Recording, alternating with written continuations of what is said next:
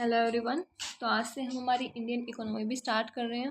तो सबसे पहले मैं कुछ टॉपिक्स बता देती हूँ जो हर एग्ज़ाम में पूछे जाते हैं जहाँ से क्वेश्चन।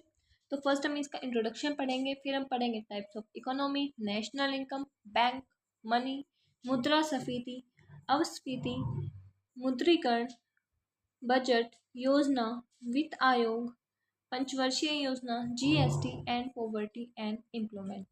ठीक है, तो अब हम स्टार्ट करते हैं। मैंने इसके अच्छे से नोट्स बना रखे हैं, आपको नोट्स बनाने की कोई ज़रूरत नहीं है। अगर आपको चाहिए तो मेरे टेलीग्राम चैनल पे आप ज्वाइन हो सकते हैं, वहाँ पे मैं अपने नोट्स प्रोवाइड कर दिया करूँगी आपको। ठीक है, तो सबसे पहले हमारी बात आती है कि इकोनॉमी होती क्या है। तो रूल्स रिलेटेड टू मनी, मतलब मनी से रिलेटेड जो भी रूल हम बनाते हैं उसी को इकोनॉमी के अंदर रखते हैं। इकोनॉमी की ही दूसरी बात हम बोल सकते हैं कि ये मनी है। ठीक है, फादर ऑफ इकोनॉमी की बात करें तो वो है एडम स्मिथ। ठीक है, जो कहाँ के हैं, स्कॉटलैंड के हैं, जिनकी बुक कौन सी है, वेल्थ ऑफ नेशन है। कब इन्होंने अपनी बुक लिखी? तो 1736 में इन्होंने अपनी बुक लिखी थी। ठीक है, और ये कौन सी अर्थव्यवस्था को, मतलब कौन सी इकोनॉमी को ये फॉलो करते हैं? तो इनकी इकोनॉमी है पूंजीवादी अर्थव्यवस्था। अभी आपको नहीं पता होगा पूंजीवादी अर्थव्यवस्था क्या है, कोई बात नहीं, हम टाइप्स ऑफ इकोनॉमी पढ़ेंगे तो उसमें सब टाइप की इकोनॉमी मतलब हमारे पास यहाँ पे आ जाएगी। ठीक है, तो आज हमारा यही टॉपिक रहेगा, 5 से 10 मिनट का ही पढ़ेंगे हम। ठीक है, तो अब हम सबसे पहले यहाँ पे हम इसमें देख लेते हैं। तो देखो टाइप्स ऑफ इकोनॉमी, तो कितने टाइप की इकोनॉमी होती है वो देखते हैं। तो सबसे पहले है अंतर संबंधों के आधार पर इकोनॉमी, फिर है संसाधनों के नियंत्रण पर इकोनॉमी, और द थर्ड है विकास की व्यवस्था के ऊपर जो इकोनॉमी है हमारी वो। अब समझ में नहीं आया होगा बट कोई बात नहीं, हम और अच्छे से इनको खुल के मतलब समझेंगे। ठीक है, तो सबसे पहले अंतर संबंधों के आधार पर इकोनॉमी। तो इस इकोनॉमी हम ये देखेंगे कि हमारे किसी देश के साथ या फिर किसी के भी साथ संबंध कैसे हैं। ठीक है, तो वो हमारी अंतर संबंधों के आधार पर इकोनॉमी में आ जाता है। तो देखो फर्स्ट है खुली अर्थव्यवस्था मतलब ओपन इकोनॉमी, और बंद अर्थव्यवस्था मतलब क्लोज्ड इकोनॉमी। ठीक है, तो खुली अर्थव्यवस्था में मतलब खुला लेन देन यहाँ पे हो रहा है, कोई यहाँ पे रोक नहीं है, मतलब लेना भी है और देना भी है, तो उसको हम बोल देंगे खुली अर्थव्यवस्था मतलब ओपन इकोनॉमी। जहाँ से मान के चलिए हमारे यहाँ पे कोई ए चीज़ है जो हमारे इंडिया में नहीं है और बी चीज़ अमेरिका में नहीं है, तो हम हमारे इंडिया से बी चीज़ यहाँ पे दे देंगे और ए चीज़ ले लेंगे। तो आशा करती हूँ आपको अंतर संबंधों के आधार पर इकोनॉमी समझ आ गई होगी। ठीक है, जहाँ पे लेन देन होता है, और बंद अर्थव्यवस्था में कौन सी होती है, या तो फिर हम ले ही रहे हैं या फिर दे ही रहे हैं, मतलब लेन देन दोनों चीज यहाँ पे नहीं है, तो उसे बोल देंगे बंद अर्थव्यवस्था। ठीक है, अब हम आते हैं संसाधनों के नियंत्रण पर।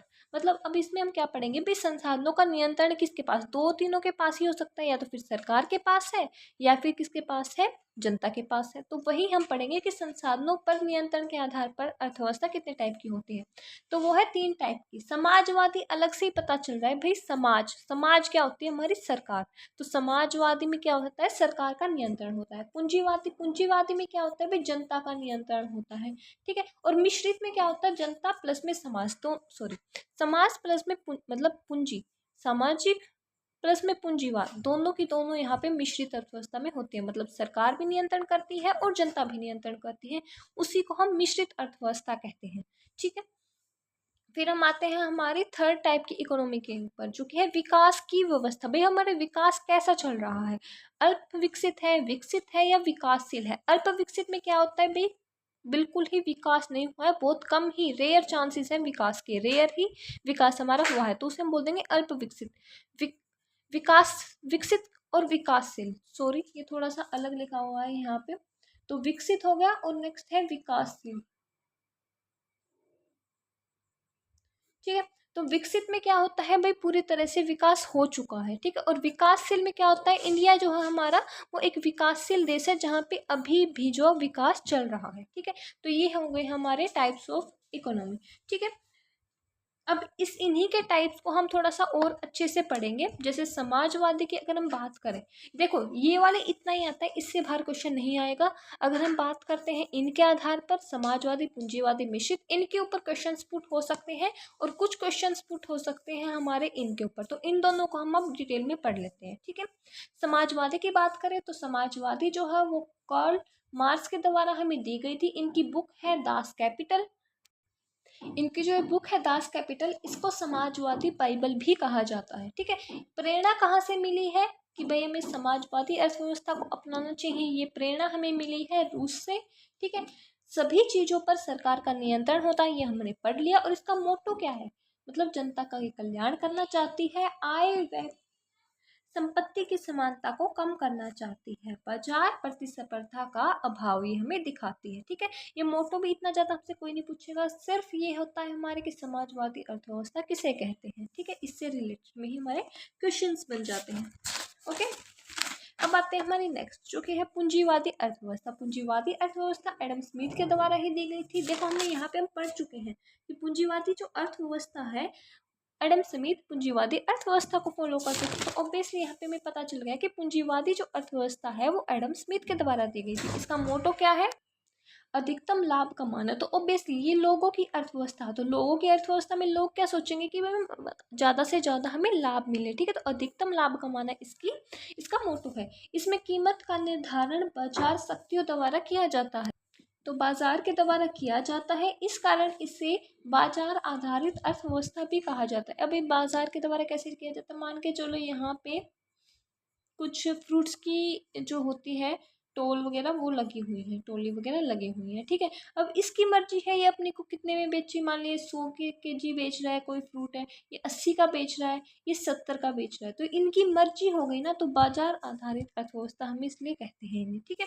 Depends upon demand and supply, किसके ऊपर आधारित होते हैं, पर कितनी डिमांड है और कितने में सप्लाई करनी है। ठीक है, हस्तक्षेप नीति गिवन बाय एडम स्मिथ। हस्तक्षेप नीति अलग से पॉइंट बना के मैं बता रही हूँ आपको कि हस्तक्षेप जो नीति है वो एडम स्मिथ ने दी थी, और उनके उदाहरण कहाँ है, यूएसए में हस्तक्षेप नीति देखी जाती है और जापान में देखी जाती है। ठीक है, फिर हम आते हैं हमारे मिक्स्ड इकोनॉमी के ऊपर। तो मिक्स्ड इकोनॉमी सिस्टम जो है वो किसने दिया था, वो जॉन मिनार्ड किंग ने दिया था हमें। देख लो दिख रहा है आपको। ठीक है, सरकार प्लस में प्राइवेट सेक्टर इसमें काम करते हैं। मिश्रित, इसके कुछ टाइप्स भी होते हैं, हमें सिर्फ टाइप पढ़ना है, ये वैसे ये बिल्कुल मत पढ़ना, कोई ज़रूरत नहीं है ज़्यादा डीप में जाने की, क्योंकि मिक्स्ड में इतना ही पूछता है कि भाई कौन कौन से आते हैं। तो सरकार आता है, प्राइवेट सेक्टर आता है, टाइप क्या हो गए, मिश्रित बाजार प्रणाली हो गई, मतलब बाजार की जो प्रणाली थी वो भी मिश्रित वाली हो गई, नियोजित मिश्रित अर्थव्यवस्था हो गई, और उदारवादी अर्थव्यवस्था हो गई। ठीक है, मोटो क्या है इसमें, तो ये जन का कल्याण भी करना चाहते हैं प्लस में आर्थिक लाभ भी कमाना चाहते हैं। देखो सिर्फ जन कल्याण किसमें था, हमारा सामाजिक में था, समाजवादी में था, और आर्थिक लाभ किसमें था, पूंजीवादी में था। लेकिन ये दोनों का मिश्रण है ना, सरकार प्लस प्राइवेट है, तो ये जन कल्याण भी चाहेगी और आर्थिक लाभ भी चाहेगी। उदाहरण किस किस देश में इनको अपनाया गया है, तो भारत, भूटान, पाकिस्तान, नेपाल, सब देशों में, मतलब जो अपने आसपास के जो देश है वे किसको अपनाते हैं, मिश्रित अर्थव्यवस्था को ही अपनाते हैं। ठीक है,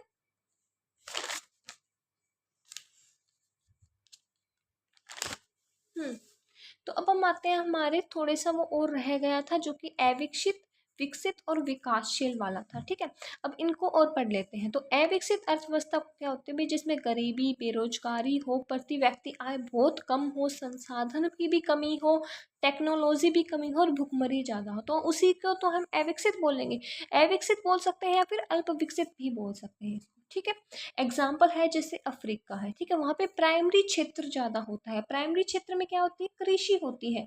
प्राइमरी क्षेत्र के नोट्स मैं बना चुकी हूँ या मैं आपको कल पढ़ाने वाली हूँ, तो प्लीज़ क्लासेस को रेगुलर लीजिएगा, बहुत ज़रूरी है आप सबके लिए। ठीक है, विकसित में क्या होता है, अपोजिट होता है अविकसित के, जिसमें कि जापान, चाइना और जर्मनी आते हैं। विकसित में क्या होता है, पूरी तरह से विकसित हो चुका है, जो कि सेवा क्षेत्र इसमें ज़्यादा होता है। ठीक है, विकासशील में क्या होता है, बीच की होती है, ना ही विकसित हुई है और ना ही अविकसित रही है, जैसे कि हमारा भारत जो कि विकास कर रहा है अभी। ठीक है, औद्योगिक क्षेत्र इसमें ज़्यादा होता है। तो अब ये थोड़ा सा बता देती हूँ भाई, हमारे पास 3 सेक्टर होते हैं, प्राइमरी, सेकेंडरी और टर्सरी।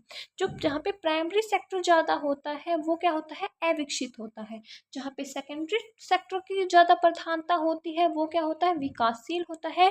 और जहाँ पे टर्शरी सेक्टर मतलब कि सेवा क्षेत्र जहाँ पे ज़्यादा होता है वो क्या होता है, विकासशील हो चुका होता है। ठीक है, तो आज की वीडियो 10 मिनट के आसपास की हो गई है, तो अभी हम यहीं पे इसको एंड करते हैं। देख लीजिएगा, अगर आपको अच्छा लगे मुझसे पढ़ना तो प्लीज़ क्लासेस को रेगुलर लीजिएगा। ओके, और ऐसे ही रेगुलर चलते रहेंगे, दिन में 5 से 10 मतलब मैक्सिमम 15 मिनट की ही वीडियो आएंगी, लेकिन उसी में आपके टॉपिक को इतना अच्छे से कवर करवा दिया जाएगा कि उससे बाहर क्वेश्चंस नहीं बनेंगी आपकी, ठीक है। और मैंने प्राइमरी सेक्टर में जैसे बताया कि प्राइमरी, सेकेंडरी और टर्शरी सेक्टर की मैंने नोट्स बना लिए हैं, तो कल आपके सामने ये मैं रखूँगी, ठीक है। और अगर किसी भी बच्चे को इससे रिलेटेड कोई भी क्वेरी हो तो वो मेरे पास आके मैसेज कर सकता है। टेलीग्राम ग्रुप का, टेलीग्राम चैनल का लिंक मैं आपको सब नीचे दे दूँगी। Okay, thank you.